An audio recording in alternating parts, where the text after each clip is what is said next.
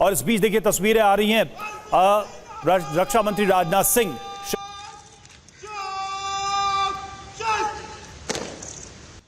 तो तस्वीरें हम आपको दिखा रहे हैं। राजनाथ सिंह दिल्ली में वॉर मेमोरियल में और शहीदों को नमन कर रहे हैं। पूरा देश आज अपने वीर सपूतों को याद कर रहा है। सबके पास कुछ न कुछ कहने और सुनाने को है। संजय मेस्टन सर, आपके जहन में आज कौन सी कहानी घूम घूम कर वापस आ रही है? क्योंकि करगिल से जुड़ी जब भी बात आती है, विजय दिवस जब भी आता है, तो लोग 1999 के उन 2 महीनों की कहानियों में वापस लौट जाते हैं। देखिए, सबसे बड़ी कहानी जो याद आती है वो है भारतीय सेना के जो यंग ऑफिसर्स और ख़ासकर जो जवान जिन्होंने इस देश के लिए अपना बलिदान दिया। वो एक मेरे दिमाग में और पूरे देशवासियों के दिमाग में हमेशा बैठता है, क्योंकि ये जो सेना की लड़ाई है और ये जो हमने जीत की है कारगिल की, ये सारा श्रेय जाता है यंग ऑफिसर्स और हमारे भारतीय सेना के जो बहादुर जवान और जूनियर कमीशन्ड ऑफिसर्स।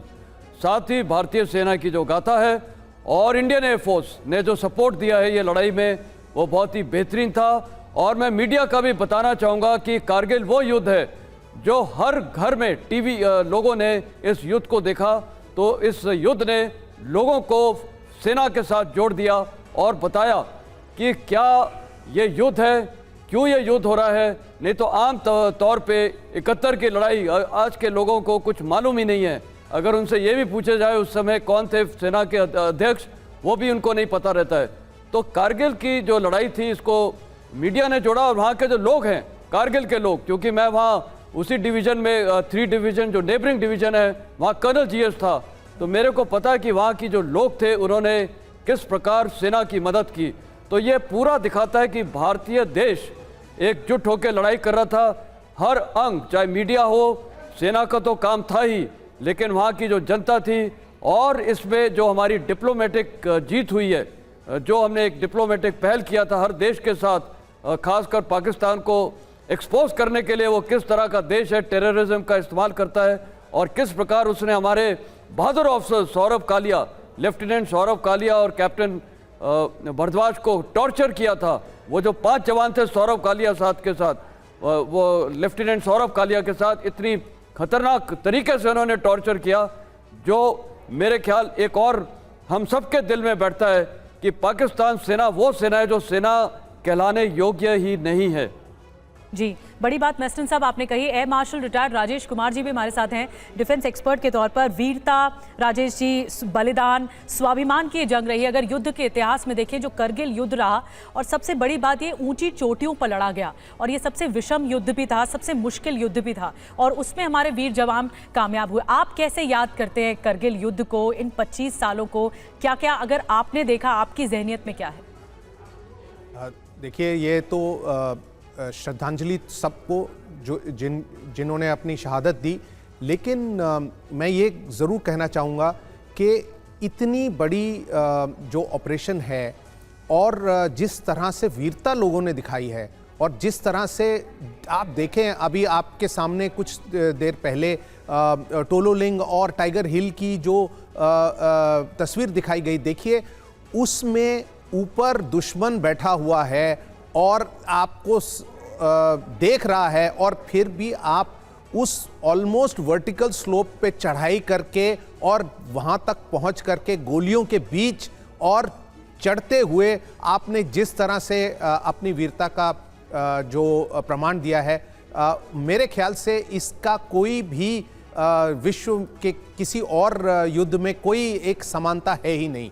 तो जो भारतीय जवान की जो वीरता है, उसकी गाथाएं मेरे ख्याल से कई सालों तक गाई जाएंगी, कई शताब्दियों तक गाई जाएंगी। और ये जो एयरफोर्स का इसमें जो रोल रहा है, शुरू में आप देखेंगे कि जिस तरह से एयरफोर्स ने पहले शुरू किया अपना मी-17 अटैक से और फिर मिग-21, मिग-27 के अटैक से, तो आप देखेंगे कि शुरू में हमें इतनी सफलता नहीं मिली। एक मी-17 जो शूट डाउन कर दिया गया था मिसाइल से, और उसमें काफ़ी कैजुअल्टीज़ हुई थी।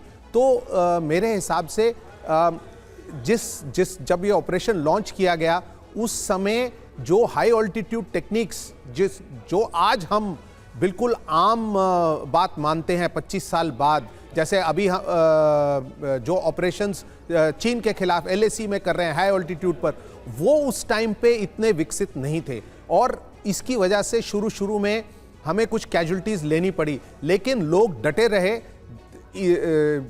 एयरक्राफ्ट शूट डाउन भी हुआ, फिर भी लोग डटे रहे और उन्होंने अल्टीमेटली सफलता प्राप्त की।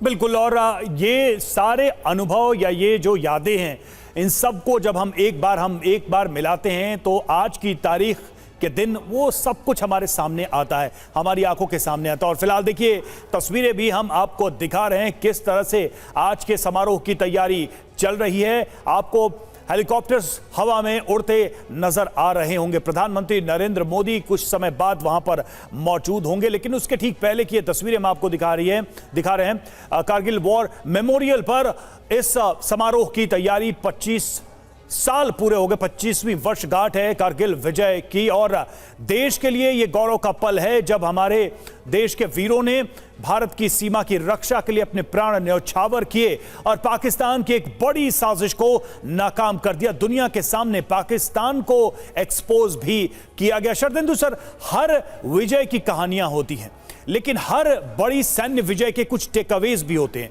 कारगिल विजय मिलने के बाद हमें क्या सबसे बड़ी सीख मिली और आपने सबसे बड़े बदलाव सेना में क्या देखे? देखिए, कारगिल का युद्ध एक कॉपी बुक स्टाइल का युद्ध के रूप में जाना जाता है और तमाम विश्व की आर्मी इसको एज ए स्टडी के रूप में देखती हैं। किस तरीके से ट्रूप्स का मोबिलाइजेशन किया गया, किस तरीके से जो एक बड़ा ट्रेचरस टेरेन थी उसमें ऑपरेशन लॉन्च किया। शरदेंदु सर, माफ कीजिए, मैं आपको रोक रही हूँ, वहां से तस्वीरें तेजी से आ रही, मैं बस कुछ ही मिनटों में आपके पास फिर आऊंगी चर्चा के लिए। अंजू निर्माण ये तस्वीरें दिखा रही हैं जो द्रास वॉर मेमोरियल है, और अंजू अभी इस वक्त क्या चल रहा है वहां पर, कार्यक्रम कैसे आगे लीड करेगा? जी देखिए, मैं आपको यहाँ पर बताना चाहूंगी निधि, जिस तरीके से कारगिल वॉर मेमोरियल में अभी थोड़ी देर में प्रधानमंत्री नरेंद्र मोदी आएंगे, लेकिन उससे पहले यहाँ पर एक फ्लाई पास्ट किया गया, साथ ही साथ फूलों से वर्षा की गई और नमन किया गया उन वीर सपूतों को जिन्होंने देश की आन के लिए अपनी जान दी। लेकिन सबसे बड़ी बात यह है कि ये बेहद गौरव का भी पल है, क्योंकि भारत उस विजय को याद कर रहा है, 25 सालों का वो विजय जिसके बाद आज तक पाकिस्तान दोबारा भारत के खिलाफ सीधे तौर पर खड़े होने की ताकत नहीं जुटा पाया है। और भारत, कल का भारत और आज के भारत में एक अंतर मैं आपको यहाँ पे ये भी बताना चाहूंगी कि भारत ने अपने आप को बहुत आगे अपग्रेड किया है। हाई ऑल्टीट्यूड की ये पूरी लड़ाई थी, इस हाई ऑल्टीट्यूड की लड़ाई के लिए इंडियन आर्मी ने अपने जवानों को और ज्यादा अच्छी ट्रेनिंग दी है। और जिस तरीके से आपको बता दूं कि हाई ऑल्टीट्यूड ट्रेनिंग के लिए कई स्कूल्स भी खोले गए हैं। कारगिल के अंदर भी एक हाई ऑल्टीट्यूड ट्रेनिंग का स्कूल है जहां पर आर्मी के जवानों को तैनात किया जाता है ऊंची ऊंची पहाड़ियों पर लड़ाई लड़ने के लिए। तो ये एक बड़ी चीज की गई। साथ ही साथ रणनीति में भी बहुत बदलाव किया गया, जिसका सबसे बड़ा जो प्रूफ है, आप समझ सकते हैं कि जो अभी हाल ही में LAC के पास चीन ने घुसपैठ करने की कोशिश की, वहां पे भी भारतीय सेना ने चीन को पटकनी दी और हमारी जो जवान है वो वहां पर भी एक अच्छी पोजीशन पर तैनात है।